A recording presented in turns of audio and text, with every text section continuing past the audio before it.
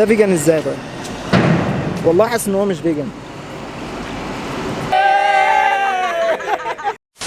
انا وربنا رقبت منكم قد السمسمه، لا بخرجكم ولا بعمل فلوجات، ولحد دلوقتي بقالي 5 سنين ونص ما وريتكوش معالم برلين. فقلت بقى ايه، فرصه يوم الجمعه وانا رايح اصلي كده ايه، اخدكم نعمل فلوج رايق واوريكم معالم برلين اللي لحد دلوقتي انتوا ما شفتوهاش. وفرصه بقى يا جدعان، احنا في شتاء، احنا المفروض في الشتاء عادي، بس في شويه شمس كده لمبه تلاجة، ففرصه حلوه، هيبقى بونتنا حلو ونروح نصور في الفلوج كده واوريكم معالم برلين. فيلا بينا. شايفين يا جدعان لمبة التلاجة؟ ما يغركوش، دي مش شمس، دي بتضحك عليكم. دي لمبة تلاجة، دي مش شمس دي يا جدعان، دي لمبة تلاجة. انا جاهز خلاص، ننزل. هرش بس ايه، رشة سريعة. الرسول صلى الله عليه وسلم قال لك ايه، تطيبوا وانتوا رايحين تصلوا الجمعة.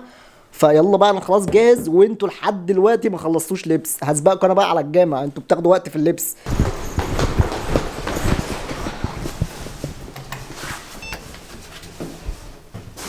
طبعا بقى انت يبان لك عشان انت طيب وراجل محترم كده ان في اضاءه والدنيا جميله عشان شويه الشمس ده. انا لو اوريك امبارح منظر الناس في الشارع كان عامل ازاي، وشك كان عامل كده، ورب العزه وشنا كان عامل كده، مفيش اضاءه ولا اي حاجه في الشتاء الكئيب ده. ففرصه بقى حلوه كده ان احنا نستغل اليوم النهارده واوريكم فعلا ايه، شويه حاجات حلوه في اضاءه جميله، وتحس ان هو في شمس والحياه حلوه. ما تصدقش ده، اوعى تصدق ده صديقي وصديقتي، ده والله شمس خادعه.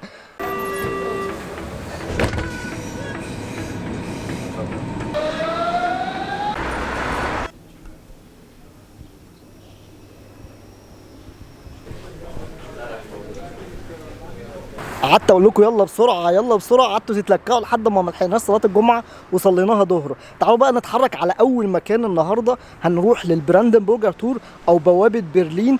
ويلا بقى بسرعه لان الشمس اصلا بتروح مننا، فعايزين نلحق الوقت كده، فيلا بينا بسرعه.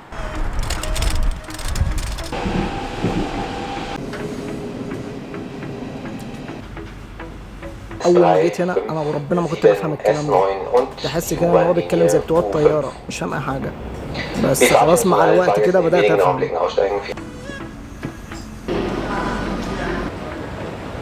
الجدار اللي وراه ده يعتبر من المعالم السياحيه في برلين، وده جزء من جدار برلين اللي سقط في 9 نوفمبر 1989. ومكتوب على الجدار ومكتوب على النصب التذكاري اللي موجود هنا قصه الجدار وايه اللي حصل فيها ما بين المانيا الشرقيه والمانيا الغربيه. فيعتبر المكان ده واحد من المعالم السياحيه اللي موجوده في برلين، اللي فيه ناس بتيجي تزوره وتسمع وتقرا اكتر عن قصه جدار برلين.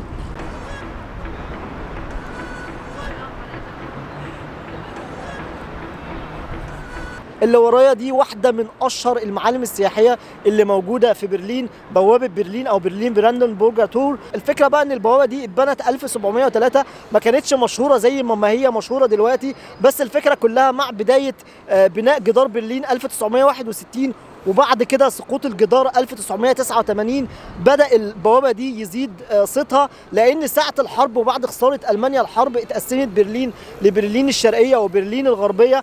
فكان بوابة برلين كانت رمز لبرلين الشرقية، وبعد سقوط جدار برلين كانت البوابة دي رمز لاتحاد ألمانيا. بعد كده كان بيجي الناس تحت البوابة هنا عشان يحضنوا بعض، دليل على اتحاد ألمانيا الشرقية وألمانيا الغربية بعد كده. اللي ورايا ده النصب التذكاري لمحرقة اليهود.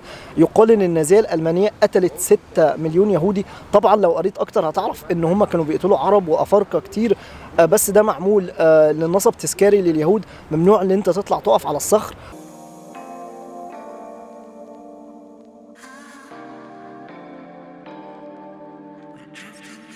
طبعا النصب التذكاري ده معمول على شكل متاهه عشان يديك احساس اللي الناس عاشته وقت الحرب، احساس اللي هو الضياع، اللي هم مش عارفين يعملوا ايه.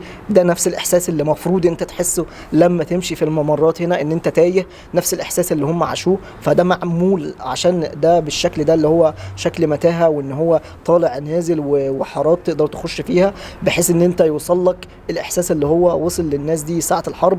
كمان موجود الناحيه الثانيه من النصب التذكاري متحف محطوط فيه كل حاجه ليها علاقه بالحرب، تفاصيل اكتر عن النازيه. لو انت حابب ان انت تعرف اكتر وتعيش اللي الناس عاشته وتسمع تسجيلات صوتيه للناس، تقدر برضو تخش المتحف اللي الناحيه التانيه ده. كمان البوابة ما بقتش مجرد رمز سياحي، كمان رمز للمكان. الناس ممكن تيجي هنا تعترض على أي حاجة، ممكن تيجي تلاقي في ناس زي ما في قدامي دلوقتي، في ناس بتعترض مثلا على حماية البيئة، حماية الحيوان. تعالوا بقى ايه نروح نشوف الناس دي بتعترض على ايه، لأن أنا نفسي ما أعرفش الناس دي بتعترض على ايه. فتعالوا نخش كده ايه نشوف. كاتبين الصحافة ليست جريمة، وحاطين اللي هو الراجل بتاع ويكليكس ده تقريبا، فتقريبا الراجل ده لسه معبود عليه ولا ما اعرفش بيحصل معاه ايه. ومعلقين برضو نفس الفكرة، نفس الصور بتاعته. تعالوا بقى نسيبنا من جو المظاهرات والاماكن السياحيه. انا عارف ان انتوا لا بتحبوا اماكن السياحيه ولا انا، فتعالوا بقى ايه نروح نجرب واحد من اشهر المطاعم اللي موجوده في برلين. مفيش حد بيجي برلين بيصور فيديو الا لما يروح المطعم ده، وانا حرفيا مرتين لثلاثه في الاسبوع بعدي من عليه، وعمري ما فكرت ان انا اخش اكل فيه.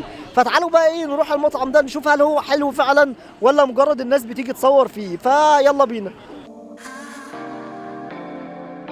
هتلاقي بقى في برلين اغلب المحطات اللي جنب الاماكن السياحيه هتلاقي معلقين يفط كده، ده بيكلمك بقى عن الحرب، بيكلمك عن المعلم اللي انت طالع تشوفه. تلاقي دايما جنبك او الناحيه الثانيه منك معلومات عن المكان اللي انت طالع تشوفه، صور عن المكان ده، تذكار من شكل المكان ده من زمان عامل ازاي.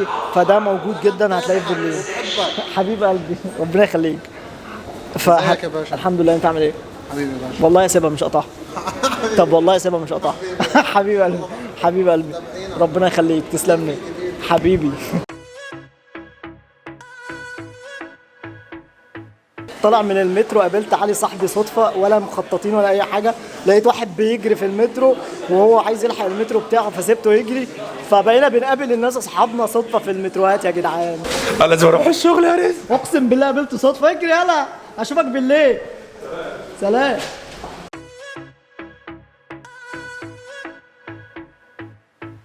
اللي ورايا ده بقى المطعم اللي كل البلوجرز اللي بيجوا برلين، اي حد بيعمل فيديو بيجي برلين بيجي يصور في المطعم اللي ورايا ده. الفكره بقى في المطعم اللي ورايا ده بقى ايه، ان المطعم ده معمول في حمامات عموميه. يعني انت مش بتاكل في مطعم، انت بتاكل في حمام عمومي. يعني ده كان اصلا حمام عمومي في فتره ما، وتحول بعد كده لبرجر مايستر، واحد من سلسله المطاعم اللي موجوده في برلين للبرجر. وانت بتاكل بقى ايه في حمام، مش بتاكل في مطعم. ده كان حمام اصلا. فتعالى بقى ايه نخش نطلب. انا هطلب فيجن اللي هو نباتي عشان ده مش هيبقى حلال، فهطلب النباتي عادي. فتعالوا بقى ايه نخش نطلب. ايجيبت. Egypt. Egypt? Spain. I was in Spain. I was in Barcelona.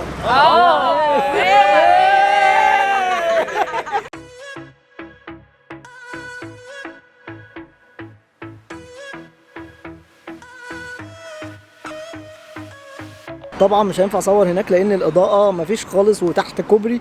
فانا رحت وقفت في مكان هنا جبت برجر خلاص. جبت طبعا زي ما قلت لكم نباتي لان هو مش هيبقى حلال. فبص هو شكله اصلا، لا شكله نباتي. هو بصوا عامل زي الطعميه، شبه الطعميه بالظبط، كاني باكل طعميه.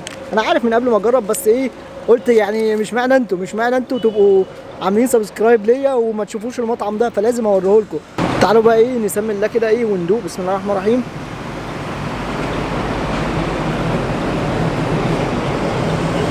انا حاسس انه ضحك عليا وحط لي لحمه برضه. ده فيجن ازاي طيب؟ والله حاسس ان هو مش فيجن. للامانه طعمه حلو، بس عادي براند من زي اي براند، مش شرط. اما اي حد يجي برلين لازم يجي يصور فيه. فيعني في اماكن كتير ممكن يصوروا فيها، بس يعني ايه كتجربه مره واحده قشطه صباح الفل. وللامانه فعلا طعمه حلو. يعني طعمه حتى الفيجن ده طعمه حلو رايق يعني يتاكل. وكمان يعتبر سعره مش غالي. انا دافع 5 يورو 90 سنت، فده يعتبر مش غالي. هخلص بقى اكل ونروح مكان بعديه لسه بظبط له على الماسنجر مع اصحابي. هنروح بقى ايه نلعب ونشيص نفسنا بما ان النهارده الجمعه. فيلا بينا بقى ايه نخلص اكل كده بسرعه.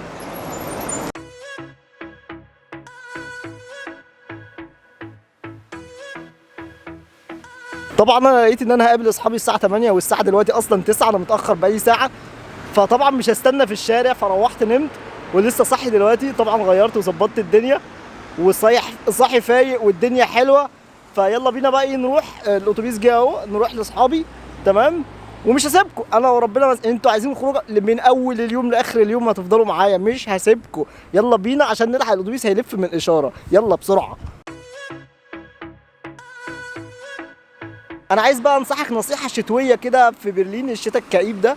اول ما يجيلك فرصه في الشتاء في اوروبا ان انت تخرج، لو نازل على اول الشارع تشرب كوبايه قهوه مع واحد صاحبك، انزل. مهما انت كنت حاسس ان انت تعبان، مهما كنت انت حاسس ان انت لا يا عم انا هقعد على الكنبه احسن ولا في السرير احسن واريح ومش هنزل، انزل. اول ما يجيلك فرصه اوعى تقعد في الشتاء ده لوحدك. انت ديك شايف الجو يا عم، الدنيا لسه الساعه ما كملتش 9 ومفيش حد في الشارع. عايز تقعد في البيت لوحدك تعمل ايه؟ انزل يا باشا كده وروق الدنيا واخرج واتفسح وسيبك بقى من جو الكآبه والقعده في البيت ده. انزل اخرج. انا بشجع اي خروجه في الشتاء بقى، مش هقولك بقى صيف وشتاء يا عم، الشتاء بس. اي خروجه تجيلك في الشتاء انزل. وصلت خلاص الكافيه اللي جنبي ده اللي اصحابي قاعدين فيه، هو فيه مزيكا عاليه وبتاع، ومفروض فيه حاجات بقى تتلعب وبتاع ومش عارف، معرفش اي حاجه، اول مره اجي هنا. تعالوا بقى ايه نخش نشوف كده. هو تقريبا ممنوع التصوير بس هنجرب يعني، صباح الفل عادي يعني. الدنيا حلوه والناس جميله، يبقى نخش عادي.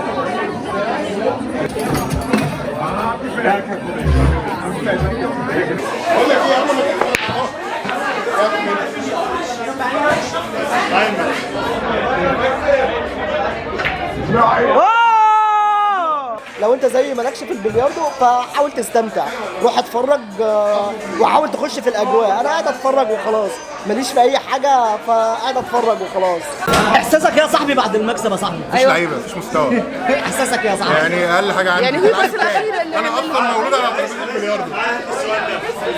احساسك يا صاحبي بعد الخساره؟ والله يا كابتن مدحت احنا عملنا اللي علينا وحاولنا نعمل كل حاجه، كله عشان خاطر النادي وعشان رئيس مجلس الاداره الاستاذ مرتضى منصور.